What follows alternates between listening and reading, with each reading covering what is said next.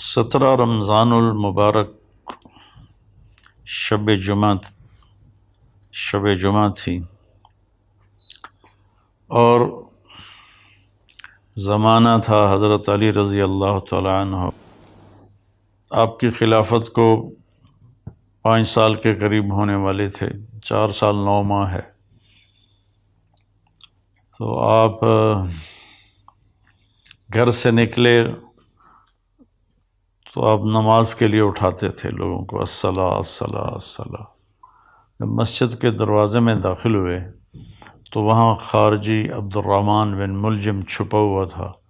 اس نے آپ پر سیدھا وار کیا جو ایسے پیشانی کو چیرتا ہوا سر میں اتر گیا اور آپ کی داڑھی خون سے بھر گئی۔ تو میں قربان جاؤں اہل بیت کے اخلاق۔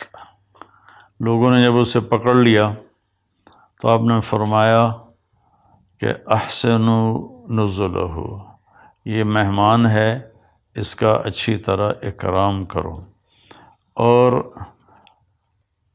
اکرموا نزلہ واحسنوا مثواہ، کہ اس کا اکرام کرو، اسے اچھا کھانا کھلاؤ اور اس کو اچھا بستر دو نرم، اور میں زندہ رہا تو میں خود فیصلہ کروں گا کہ میں نے اسے چھوڑنا ہے، معاف کرنا ہے یا قتل کرنا ہے، اور اگر میں شہید ہو گیا تو میرے بعد تمہیں اجازت ہے، چاہو تو معاف کر دو تو اچھی بات ہے، ساتھ یہ بھی فرمائے، اور چاہو تو قتل کرو۔ پھر قتل اس طرح نہ کرنا کہ اس کے ناک کاٹو، کان کاٹو، زبان کاٹو، ہاتھ کاٹو، پاؤں۔ اقتلوہ قتلتی، جیسے اس نے مجھے قتل کیا، میرے سر پہ تلوار ماری، تم بھی ایک تلوار مار کے اس کا کام تمام کر دینا۔ یہ اس کے بارے میں وصیت ہو رہی ہے جو جان لے گیا۔ حضرت زینب رضی اللہ تعالیٰ عنہ علیہ السلام، ان کو اپنے والد کے علم سے فصاحت ملی، جو فصاحت میں ان کا کوئی ثانی نہیں ہے، جتنی کو مشہور خواتین سامنے آئی ہیں یا پڑھی ہیں۔ حضرت زینب رضی اللہ عنہ علیہ السلام جیسا کوئی خطابت میں نہیں تھا عورتوں میں۔ تو وہ روتی ہوئی آئیں تو وہ امیر المومنین، ہائے امیر المومنین، تو وہ کم بخت کہنے لگا میں نے امیر المومنین کو نہیں مارا، میں نے علی کو مارا ہے۔ پھر وہ تسلی کے لیے اپنے باپ کو تسلی دینے لگیں تو پھر وہ بولا جتنی مرضی تسلیاں دے لو یہ نہیں بچے گا، اس تلوار کو 1 مہینہ میں نے زہر میں ڈبو کے رکھا ہے، اس کا ایک ہی وار سارے جسم میں زہر کو پھیلا دیتا ہے۔ یہ سب کچھ سننے کے بعد حضرت علی فرماتے ہیں احسنوا نزلہ واکرموا مثواہ، کہ اس کی مہمان نوازی اچھی طرح کرو اور اس کی رہائش کے لیے اچھا انتظام کرو، اچھا بستر بچھاؤ۔ آپ اندازہ لگائیں کہ کہاں تک اخلاق پہنچے ہوئے ہیں۔ ہم اختلاف رائے کرتے ہیں تو ایک دوسرے کو گالیاں دینے لگ جاتے ہیں، اور یہاں یہ ہو رہا ہے کہ وہ قاتل ہے اور آپ اس کے لیے فرما رہے ہیں اکرام کرو، کھانا کھلاؤ، پانی پلاؤ۔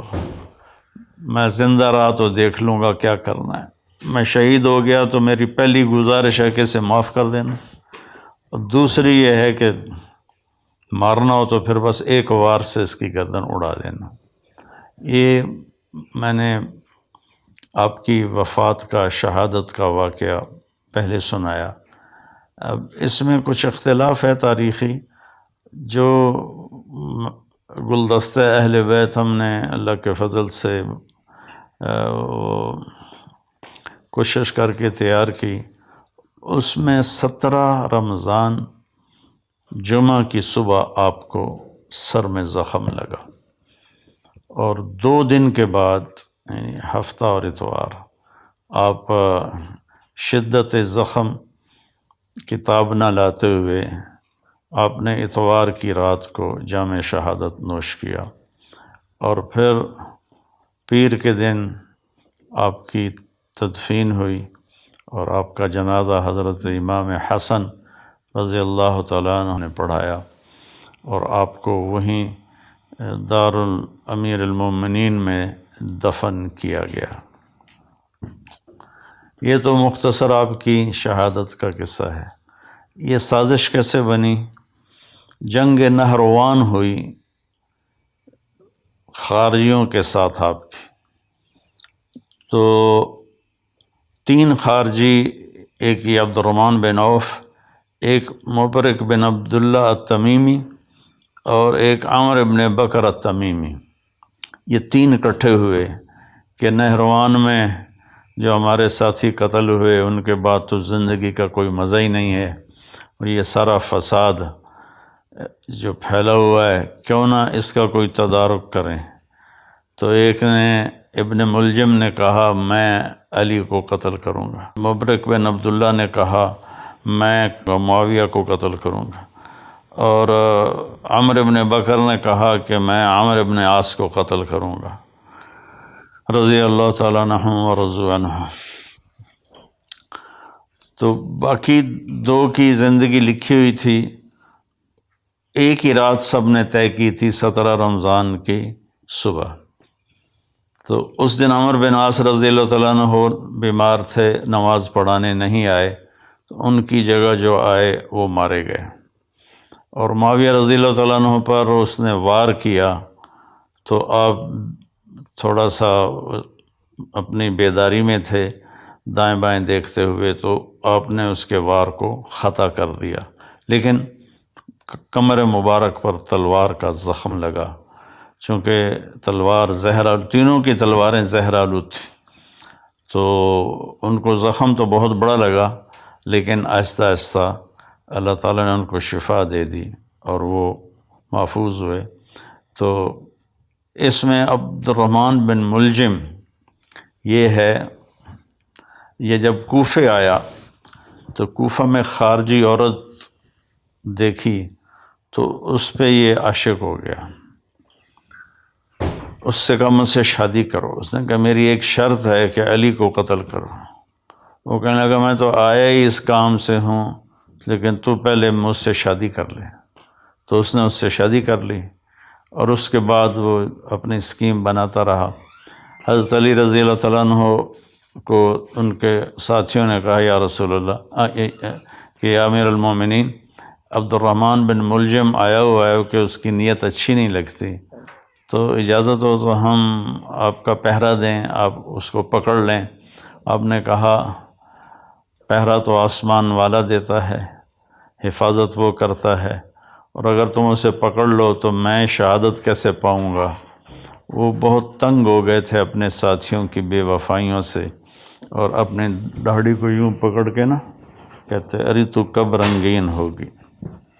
اس کے پیچھے ایک واقعہ ہے کہ آپ بیمار ہوئے بہت زیادہ، تو اللہ کے نبی پوچھنے آئے تو انہوں نے عرض کی یا رسول اللہ مجھے لگتا ہے میرا آخری وقت آ گیا ہے۔ تو آپ نے فرمایا نہیں، تیرا آخری وقت نہیں ہے، تو اس وقت مرے گا جب تیرے سر کے خون سے تیری داڑھی رنگین ہو جائے گی۔ تو ہوئی بھی ایسے، اس نے یہاں تلوار ماری جس نے ماتھے کو بھی پھاڑ دیا اور یہاں تک کھوپڑی کو بھی پھاڑ دیا، تو سارا خون آیا اور داڑھی پہ لگ گیا۔ تو اتنا تنگ ہو گئے تھے زندگی کے آخری ایام میں اپنے ساتھیوں سے کہ بے وفا غدار بہت زیادہ ہو گئے تھے، اور تو آپ نے اپنی داڑھی مبارک کو یوں پکڑتے تھے، پھر کہتے متا تخزب، ارے تو کب تو رنگین ہوگی، تو کب رنگین ہوگی، یہ اس کو بار بار کہتے تھے۔ تو اس اللہ نے آپ کو یہ رتبہ نصیب فرمایا، اور آپ کو غسل دینے والے حضرت عبداللہ بن جعفر طیار کے بیٹے، اور حسن اور حسین دونوں بیٹوں نے، اور جو نماز جنازہ حضرت حسن نے پڑھائی، اور دارالعمارہ میں آپ کی تدفین ہوئی۔ آپ کے 2 بھائی طالب، عقیل، 3 جعفر۔ طالب سب سے بڑے تھے جس پر والد کا نام ابو طالب بنا، اور اس کے بعد تھے عقیل، اور اس کے بعد تھے جعفر، جو موتا کی جنگ میں شہید ہوئے، اور حضرت علی رضی اللہ تعالیٰ عنہ سب سے چھوٹے تھے۔ آپ ابتدائی میں اسلام قبول فرما لیا کہ حضرت خدیجہ رضی اللہ تعالیٰ عنہ اور اللہ کا نبی نماز پڑھ رہے تھے، تو آپ اندر آئے تو آپ نے کہا یہ کیا ہے میرے چچا کے بیٹے؟ تو آپ نے کہا بیٹا یہ نماز ہے اور میں اللہ کا نبی ہوں۔ آپ نے اسی وقت کلمہ پڑھ لیا۔ اس وقت آپ کی عمر بعضے کہتے ہیں 8 سال تھی، بعضے کہتے ہیں 10 سال تھی۔ 10 سال سے آگے کسی نے ذکر نہیں کیا، 10 8 8 10 اس طرح روایات کا اختلاف ہے۔ تو بھائیوں میں اختصار سے ہی تھوڑا بتانا چاہتا ہوں، ہمیں پتہ چلے کہ ہمارے جو بڑے تھے اور اللہ کی بارگاہ میں بڑے پاکیزہ پاک محبوب تھے، ان کی زندگیوں کی تھوڑی سی جھلک ہمیں مل جائے تو ہمیں بھی کچھ آخرت کا فکر پیدا ہو جائے گا۔ تو جب آپ نے ہجرت فرمائی تو آپ نے حضرت علی کو اپنے بستر پر لیٹایا کہ تم یہاں لیٹ جاؤ، اور یہ امانتیں ہیں، یہ لوگوں کے حوالے کر کے پھر تم بھی مدینے آ جانا۔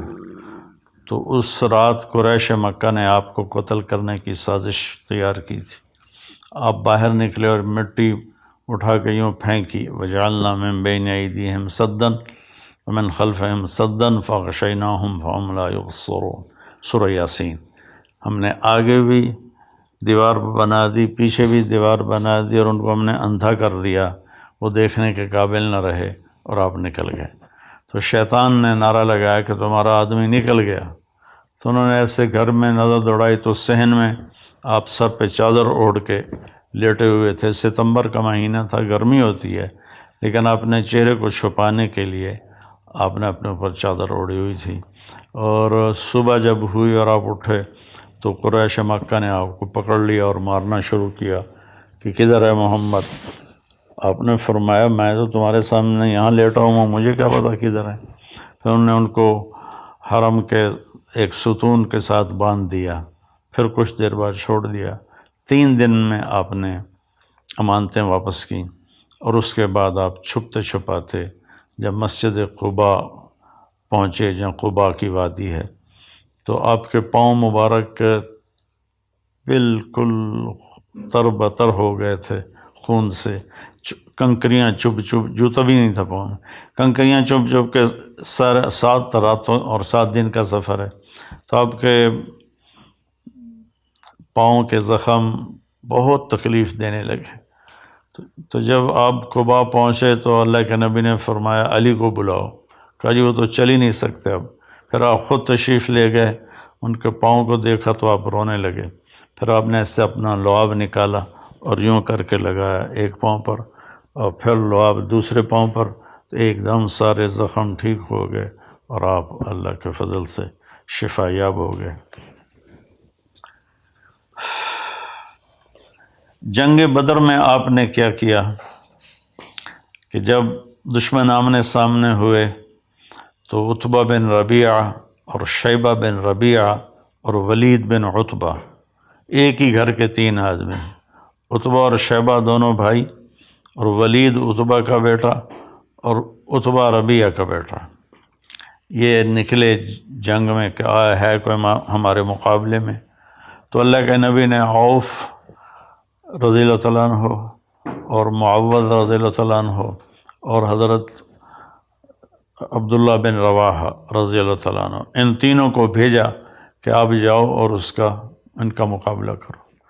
جب یہ تینوں آئے تو انہوں نے پوچھا کون لوگ ہو؟ کہا ہم مدینہ والے ہیں۔ کب چلے جاؤ، ہمیں تمہاری ضرورت نہیں ہے۔